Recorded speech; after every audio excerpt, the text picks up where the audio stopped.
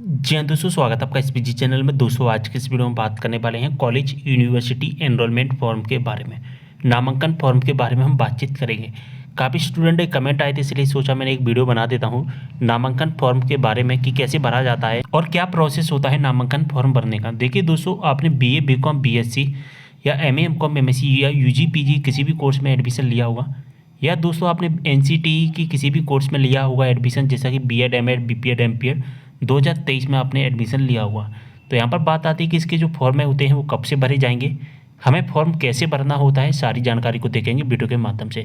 तो वीडियो को शेयर कर देना सभी के साथ में। कोई भी डाउट हो कमेंट करें, इंस्टाग्राम पर फॉलो कर लेना, लिंक आपको डिस्क्रिप्शन बॉक्स में मिल जाएगा। चलिए स्टार्ट करते हैं वीडियो को। देखिए दोस्तों, हमारे कॉलेज में जो एडमिशन्स होते हैं वो 3 तरह से एडमिशन्स होते हैं। दोस्तों सबसे पहला एडमिशन्स होता है UTD CBCS, जिसे हम कहते हैं डायरेक्ट यूनिवर्सिटी में एडमिशन्स होता है। आप सभी को पता होगा कि जो भी यूनिवर्सिटीज़ होती हैं उनमें कैंपस होते हैं। तो यूनिवर्सिटी कैंपस में जो भी एडमिशन्स लिया जाता है, डायरेक्ट यूनिवर्सिटी में जो एडमिशन्स लिया जाता है उसे हम UTD कहते हैं। और इसके जो नामांकन फॉर्म भरे जाते हैं वो नामांकन फॉर्म दोस्तों इसकी जो वेबसाइट होती है, जिस यूनिवर्सिटी की जो भी वेबसाइट होती है उस वेबसाइट पर जाकर के ही हमें नामांकन फॉर्म भरना होता है।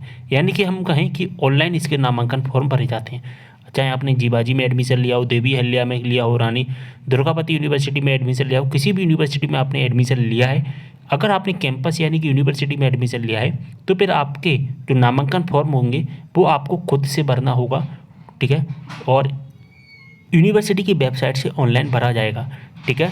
आपको खुद से भरना होता है यूनिवर्सिटी की वेबसाइट। इसके बाद में आता है दोस्तों एफिलिएटेड कॉलेज।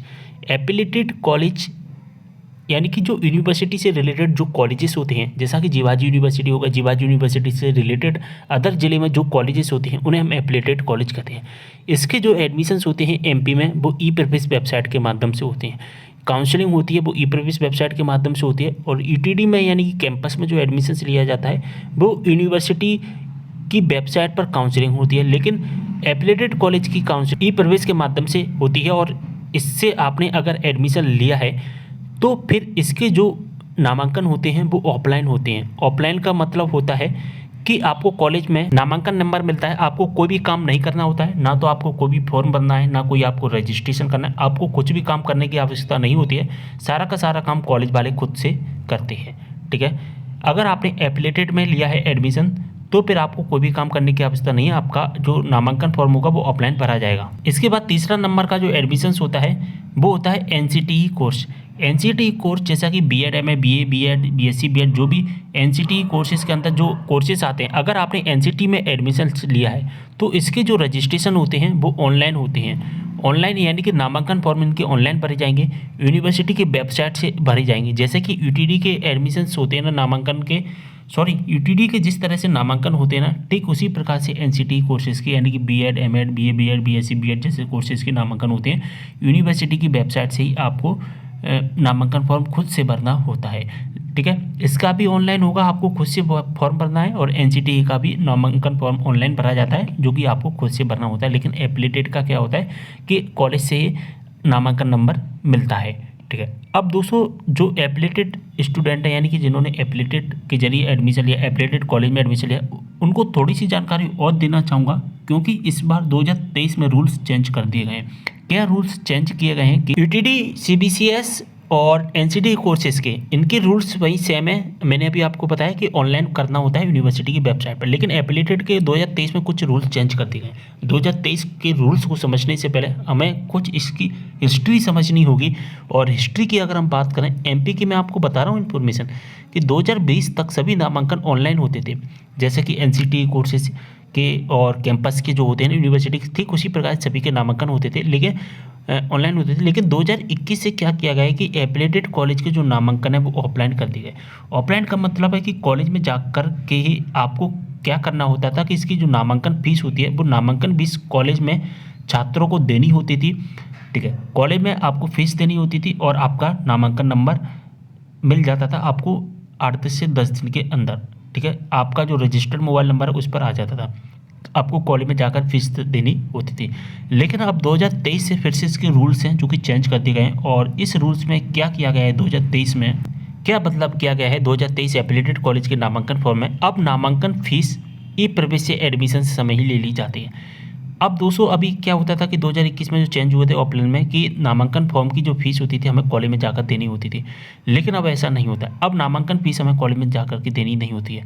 अब जब हम एडमिशन से लेते हैं, ई प्रवेश के माध्यम से आपने एडमिशन लिया, काउंसलिंग करवाई, आपने 1,000 रुपये प्लस एनरोलमेंट चार्ज सबमिट किया होगा या 10 रुपये प्लस एनरोलमेंट चार्ज सबमिट किया होगा, आपको याद होगा 190 या 290 जो भी आपने पेमेंट किया होगा, ठीक है, याद होगा आपको, ठीक है। अलग अलग यूनिवर्सिटी का अलग अलग एनरोलमेंट चार्ज जो रहता है। तो जब आपने ई प्रवेश से एडमिशन लिया था तो उसी टाइम पर आपने एनरोलमेंट चार्ज दे दिया, यानी कि नामांकन फीस है जो कि आपने पहले पे कर दिया।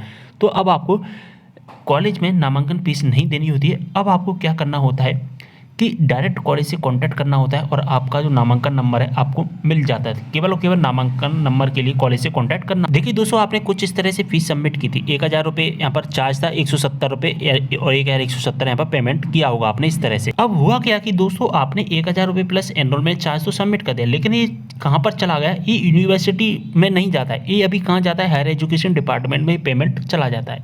कहाँ गया, हायर एजुकेशन डिपार्टमेंट में पेमेंट। हायर एजुकेशन में जो भी हमने नामांकन फीस दिया, अभी मैंने क्या बताया कि आपकी जो नामांकन फीस होती है वो हायर एजुकेशन डिपार्टमेंट में चली जाती है। अब इसके बाद में डिपार्टमेंट क्या करता है जो भोपाल में इसका डिपार्टमेंट बना है वो यूनिवर्सिटी बाय हर यूनिवर्सिटी में, जिस यूनिवर्सिटी में आपने एडमिशन लिया उस यूनिवर्सिटी में अपना पेमेंट ट्रांसफ़र कर देता है, ठीक है। इससे क्या होता है कि छात्रों को नामांकन फीस नहीं देनी होती है। नियम 2023 से लागू किए गए हैं। देखिए इसका नोटिस भी मैं आपको बता देता हूँ फीस कैसे ट्रांसफ़र की जाती है। तो दोस्तों जो नोटिस है वो इसमें क्लियर मेंशन किया गया है कि जिन स्टूडेंट ने ई प्रवेश प्रक्रिया के माध्यम से एडमिशन लिया है उनकी जो नामांकन फीस है, जो नामांकन शुल्क है, उसको कॉलेज में यानी कि विश्वविद्यालय को स्थानांतरित कर दिया गया है। यानी कि जो हमने फीस ली थी फर्स्ट ईयर या फर्स्ट सेमेस्टर की जो हमने फीस ली थी उस फीस को कॉलेज में ट्रांसफ़र कर दिया गया है, यानी कि यूनिवर्सिटी में ट्रांसफ़र किया गया है। यूनिवर्सिटी में जब पेमेंट ट्रांसफ़र हो गया तो उसके बाद कॉलेज में ट्रांसफ़र हो जाता है, ठीक है। कॉलेज में ट्रांसफ़र हो गया तो फिर आपसे कोई भी फीस नहीं ली जाएगी और आपका नामांकन नंबर जनरेट कर दिया जाएगा। समझ में आ गई आपको सारी बात है कि एफिलिएटेड कॉलेज के लिए थोड़े से नियम चेंज किए गए हैं कि डिपार्टमेंट में फ़ीस चली जाती है। डिपार्टमेंट फीस जाने के बाद में होता क्या है कि डिपार्टमेंट में गया फीस, इसके बाद में फिर डिपार्टमेंट यूनिवर्सिटी को ट्रांसफ़र कर देता है और यूनिवर्सिटी क्या करती है, कॉलेज को ट्रांसफ़र कर देती है और इससे क्या है आपको कोई भी फीस नहीं देनी होती और आपका जो एनरोलमेंट नंबर है जनरेट कर दिया जाता है, ठीक है। अगर दोस्तों एक बात ध्यान रखना कि अगर कॉलेज वाले आपसे फ़ीस ले रहे